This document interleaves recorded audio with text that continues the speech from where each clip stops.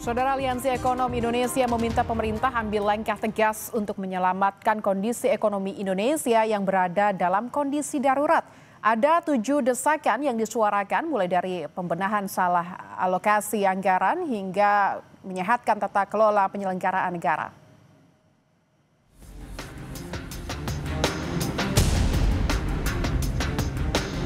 Aliansi Ekonom Indonesia yang terdiri dari ekonom dan pemerhati ekonomi menyampaikan 7 desakan darurat ekonomi. Desakan ini adalah akumulasi dampak dari kebijakan ekonomi pemerintah yang membuat rakyat makin timpang. Salah satu perwakilan ekonom Indonesia, Vivi Alatas, bilang kondisi ini terjadi karena banyaknya konflik kepentingan dan tata kelola yang tidak tepat. Dapat menyimpulkan 2 benang merah dari permasalahan perekonomian ini. Pertama, misalokasi sumber daya yang masif, serta kedua, rapuhnya institusi penyelenggara negara karena konflik kepentingan dan tata kelola yang tidak amanah. Menimbang masalah tersebut dan riuhnya persaingan tidak sehat antar elit politik dalam proses bernegara, kami menekankan darurat perbaikan yang nyata atas kesejahteraan masyarakat.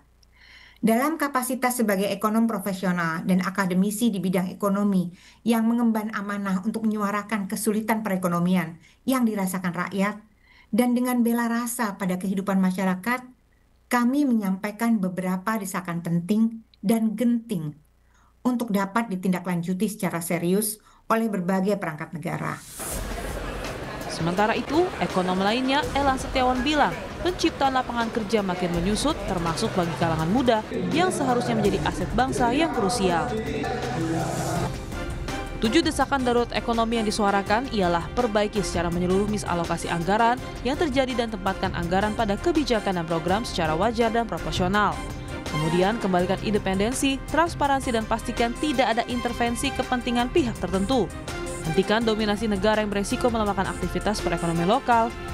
Deregulasi kebijakan, perizinan, lisensi dan penyederhanaan birokrasi termasuk pencabutan TKDN. Prioritaskan kebijakan yang menangani ketimpangan dalam berbagai dimensi.